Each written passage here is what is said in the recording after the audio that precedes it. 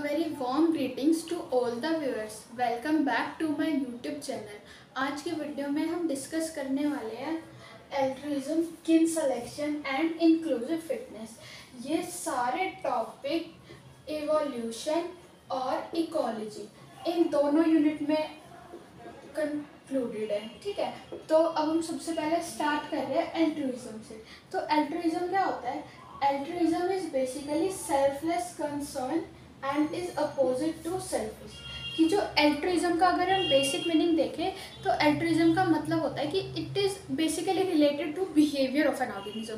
कि हम एक ऑर्गेनिज्म को एल्ट्रुइस्टिक या एल्ट्रुइज्म जब बोलेंगे जब वो किसी स्पेसिफिक ऑर्गेनिज्म के लिए, अब चाहे वो उसका ऑफस्प्रिंग हो सकता है, उसका कोई रिलेटिव हो सकता है, ठीक है, अगर वो उसके लिए सेल्फलेस कंसर्न है, ठीक है, मतलब कोई भी उसके लिए उसका सेल्फिश बिहेवियर शो नहीं कर रहा। अब हम इसका एक हाइपोथेटिकल एग्जांपल देंगे।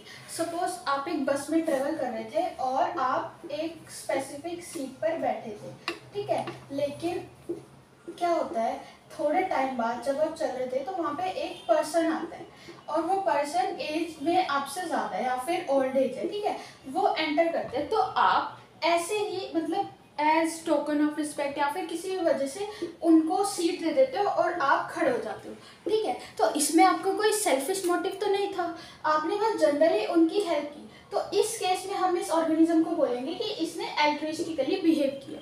अब behaviour benefit other organism at cost to itself. But जब हम इकोलॉजी या एवोल्यूशन में एक स्पेसिफिक ऑर्गेनिज्म के एल्ट्रुइज्म बिहेवियर के बारे में बात करेंगे तो हम ये मेंशन करेंगे कि इस केस में सबसे ज़्यादा देखा गया है कि एक ऑर्गेनिज्म अगर किसी स्पेसिफिक ऑर्गेनिज्म की हेल्प कर रहा है तो उसमें उसका कोई नुकसान हो रहा है, ठीक है, उसको कोई कॉस्ट पे करनी पड़ रही है किसी सामने वाले पर्सन की हेल्प करने के लिए। अगर इस केस में हम देखें तो इसमें जो ये हमारे पास पर्सन था ये वाला जिसने अपनी सीट किसी और को ऑफर करी, तो अगर उसने ऑफर करी तो उसको खड़ा रहना पड़ा, ठीक है, उसने ये कॉस्ट पे करी। तो एल्ट्रुइज्म में क्या होगा कि वो पर्सन कोई स्पेसिफिक कॉस्ट पे करेगा उसकी हेल्प के लिए। अब इसके एग्जाम्पल है हमारे पास vampire bats, velvet monkeys and eusocial insect. ये सब किस तरह एल्ट्रुइस्टिकली बिहेव करते हैं? सबसे पहले हम देखेंगे वेम्पायर बैट्स। वेम्पायर बैट्स क्या करते हैं और फनली बैट्स क्या करते हैं, ये हमेशा रात को उड़ते हैं और अपने जो भी इनका जो फूड होता है उसकी सर्च में। और तो ये क्या करते हैं कि कुछ अगर इनके ग्रुप में ऐसे स्पेसिफिक बैट्स हो जिनकी रात को फ्लाइट अच्छी नहीं है या फिर किसी वजह से वो फूड जिनके लिए मतलब उनके लिए अवेलेबल नहीं हो पाया, तो ये क्या करते हैं, ये अपने ही ब्लड को रीरेगुलेट करते हैं जिसकी वजह से कि इनका कोई भी कंपेनियन को स्टार्वेशन ना फेस करनी पड़े। और ऐसा ही एग्जांपल है वेलवेट मंकीज़ का। वेलवेट मंकी एक मंकीज़ के ही टाइप है। ये क्या करते हैं, जब भी इन्हें पता लगता है कि इनके आसपास कोई भी डेंजर है, कि इनने किसी हंटर को देखा या फिर किसी बड़े एनिमल को देखा कि जिनसे इन्हें नुकसान पहुंच सकता है, तो ये एक स्पेसिफिक तरीके की अलार्म कॉल प्रोड्यूस करते हैं ताकि जो इनके आसपास या इनके ग्रुप के जो लोग हैं ना उन्हें पता चल जाए कि यहाँ पे खतरा है। अब उन्हें कोई सेफ जगह ढूंढनी चाहिए या कुछ तरीका ढूंढना चाहिए खुद को सेफ करने के लिए। तो इससे क्या होता है, इससे जो हमारा मंकी था उसने बाकी सारे मंकीज़ को हेल्प करी उन्हें पता लगाने के लिए कि मतलब कि वो सेफ हो जाए, कि अब खतरा है, कि उन्हें मतलब सेफ जगह पे रहना चाहिए। और ऐसे ही है हमारे यूसोशल इंसेक्ट। यूसोशल इंसेक्ट में हम एग्जांपल देखेंगे एंट्स का। अब एंट्स में हमने देखे कि एक होते हैं मेल और फीमेल की ही एक स्पेशल कैटेगरी है जिसे हम बोलते हैं क्वीन एंट्स। तो क्वीन एंट्स बेसिकली ये ही एक स्पेसिफिक टाइप है एंट्स में जो कि फर्टिलाइजेशन में या फिर रिप्रोडक्शन में इन्वॉल्व रहती है। फीमेल का एज सच मतलब जीन के ट्रांसफर में रोल नहीं रहता, बट फीमेल किस वे में क्वीन एंट की हेल्प करती है, वो मतलब ऐसी कंडीशंस प्रोवाइड कराती है, उसके लिए फूड की अवेलेबिलिटी कराती है या और भी प्रोटेक्शन की या जो भी मतलब वो कर सकती है वो सब करती है कि ताकि इस क्वीन एंट से रिप्रोडक्शन हो और जीन फ्लो बढ़े। अब इस केस में हम ये भी देख सकते हैं कि वेम्पायर बैट्स ने अगर अपना ब्लड रीरेगुलेट किया तो इसमें उनका खुद का खून का लॉस हुआ, इसकी वजह से उन्हें एक कॉस्ट पे करनी पड़ी। अब वेलवेट मंकी ने अगर अलार्म कॉल प्रोड्यूस करी तो अलार्म कॉल देने की वजह से वो किसी भी हंटर की नज़रों में सबसे पहले आएगा, इस वजह से वेलवेट मंकीज़ को भी कॉस्ट पे करनी पड़ी कि हो सकता है कि हंटर सबसे पहले उसे देखे और सबसे पहले वही मारा जाए। अब हम इसके आगे की पॉइंट देखेंगे do not support Darwin's view point of natural selection. Darwin ने अपने नेचुरल सिलेक्शन में क्या कहा था कि अगर कोई स्पेसिफिक ऑर्गेनिज्म है, ठीक है, कि अगर कोई स्पेसिफिक ऑर्गेनिज्म है तो उसके सर्वाइवल के चांसेस जब इंक्रीज होते हैं जब उसकी फिटनेस सबसे ज़्यादा हो, कि सर्वाइवल ऑफ द फिटेस्ट, कि जिस ऑर्गेनिज्म की फिटनेस सबसे ज़्यादा है वही सर्वाइव करेगा। पर ये जो केस हमने देखे तीनों, इसमें तो ऐसा कुछ था नहीं, उनने बल्कि अपनी पर्सनल फिटनेस या अपने पर्सनल सर्वाइवल को सेक्रीफाइस किया किसी और के लिए। तो ये डार्विन के नेचुरल सिलेक्शन से बिल्कुल ही अपोजिट है, ठीक है। Altruists sacrifice their personal fitness for survival of other। जैसा कि हमने डिस्कस किया कि इन सब ने जो कॉस्ट पे करी उसे हम कह सकते हैं ना कि इनने अपनी पर्सनल फिटनेस का लॉस किया। अब हम डिस्कस करेंगे किन सिलेक्शन एंड इंक्लूसिव फिटनेस।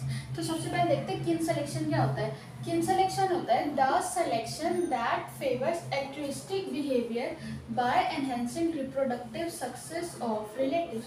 मतलब एक तरीके का एल्ट्रुइस्टिक बिहेवियर ही है किन सिलेक्शन में, जिसमें क्या होगा, हम अपने रिलेटिव्स की रिप्रोडक्टिव सक्सेस को फेवर करेंगे, ठीक है, या फिर उसे एनहेंस करेंगे। इस तरीके के सिलेक्शन को हम बोलेंगे किन सिलेक्शन। अब इस लाइन से आपको और समझ में आएगा, animals are more likely to behave altruistically to relative than strangers. अब देखो एग्जांपल लेते हैं, ये हमारे पास एक ऑर्गेनिज्म है ए, ठीक है, ये हमारे पास ए ऑर्गेनिज्म है और इसका एक रिलेटिव है बी इसका रिलेटिव है, और एक है सी, ये है स्ट्रेंजर। तो इसके पास दो ऑप्शन है कि या तो ये अपने रिलेटिव की हेल्प करा सकता है, ठीक है, उसके जीन के आगे फ्लो कराने के लिए, या फिर एक स्ट्रेंजर है, ठीक है। तो ये ज़्यादा फेवर करेगा जो इसका रिलेटिव है उसको, ये उसकी हेल्प करने के लिए ज़्यादा एक्साइटेड होगा। अब degree of altruism will be greater the relatedness, कि किसी की हेल्प करने की या किसी भी एनिमल का एल्ट्रुइस्टिक बिहेवियर ज़्यादा होगा अगर उसकी उस ऑर्गेनिज्म से रिलेटेडनेस ज़्यादा है। अब जैसे कि इसमें हमने देखा कि वो उसका रिलेटिव था तो उससे किसी न किसी तरीके से मतलब लिंक्ड था आपस में, ठीक है, मतलब उनका ब्लड रिलेशनशिप हो सकता है, वो ब्रदर हो सकते हैं, सिस्टर हो सकते हैं, या फिर हो सकता है वो उसका ऑफस्प्रिंग हो, या फिर किसी भी तरीके से उससे लिंक्ड हो, तो उसकी मतलब जितनी ज़्यादा रिलेटेडनेस बढ़ेगी। अब हम कंपैरिजन करते हैं कि एक स्पेसिफिक पर्सन है, एक उसका खुद का ऑफस्प्रिंग है, ठीक है, और एक उसके मतलब दूर का कोई ऑफस्प्रिंग है, ठीक है, मतलब दूर के रिश्तेदारों का या ऐसा कुछ भी, हम हाइपोथेटिकल एग्जांपल ले रहे हैं, तो उसमें वो अपने की ज़्यादा हेल्प करेगा क्योंकि ये इससे ऑफ कोर्स ज़्यादा रिलेटेड है, ठीक है। अब नेक्स्ट हम डिस्कस करेंगे इंक्लूसिव फिटनेस।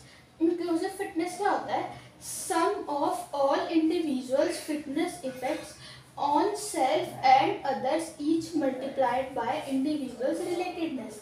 क्या होता है इंक्लूसिव फिटनेस, मतलब एक स्पेसिफिक ऑर्गेनिज्म की। अब जैसे कि ये हम ऑर्गेनिज्म की बात कर रहे थे, ठीक है, इस ऑर्गेनिज्म की बात कर रहे थे, तो इसकी जो टोटल फिटनेस होगी, फिटनेस रेफर करेगी कि इसने किसकी कितनी हेल्प करी, तो इसकी जो टोटल फिटनेस होगी वो इक्वल होगी, मतलब उसने कितने ऑर्गेनिज्म की हेल्प करी मल्टीप्लाइड बाय उनकी उनसे रिलेटेडनेस कितनी है। रिलेटेडनेस का कॉन्सेप्ट हम आगे आने वाले पार्ट्स में जब हम हैमिल्टन रूल पढ़ेंगे तो हम उसमें और ज़्यादा डिटेल में डिस्कस करेंगे। फिलहाल के लिए मतलब इंक्लूसिव फिटनेस में दो तरीके के वो इन्वॉल्व होते हैं, एक डायरेक्ट और एक इनडायरेक्ट। डायरेक्ट में होते हैं कि जब एक स्पेसिफिक ऑर्गेनिज्म खुद ही ऑफस्प्रिंग प्रोड्यूस करता है, ठीक है, लेकिन इनडायरेक्ट में वो अपने रिलेटिव की हेल्प करता है ऑक्सीजन प्रोड्यूस करने में। अब हम एग्जांपल लेके देखते हैं कि एक यही ऑर्गेनिज्म है, ठीक है, इसके खुद के 7 ऑफस्प्रिंग है, इनने उसकी हेल्प करी, ठीक है, और एक इसका रिलेटिव है, उसके 5 ऑफस्प्रिंग है, उनने उसकी भी हेल्प करी, तो इसका जो टोटल फिटनेस होगी वो कैसे आएगी, 7 मल्टीप्लाई बाय इससे रिलेटेडनेस कितनी है, ठीक है, प्लस 5 मल्टीप्लाई बाय इससे रिलेटेडनेस कितनी है।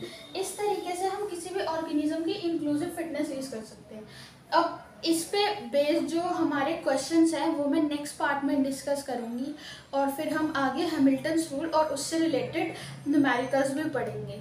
Thank you.